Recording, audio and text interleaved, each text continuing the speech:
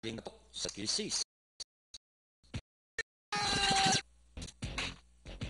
Raising just is started with Madam Leora. Take a start running by the rail with my lady Hannah. Moving upon this in the middle portion is amazing. Next Wither. Gobelis comes next, Royal Family. Then next on line is Las Cienega, while Mama's Love is the early trailer by about 12 lengths of Wednesday swing down the back. We have My Lady Hannah, Amazing Damascus moving upon the outside by our neck, and between horses now is Madam Leonora. Loretta moving up now to take port. Then next on line is Gobelis, Tempest, Esquizzy comes next, then followed over by entry number 4, and this one is Las Cienega. Highway Builder comes next, then next on line now is Royal Family, while Mama's Love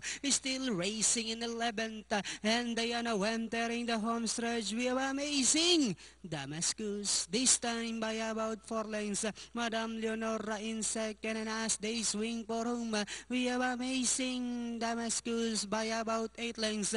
Madam Leonora in second, Loretta is down on the inside.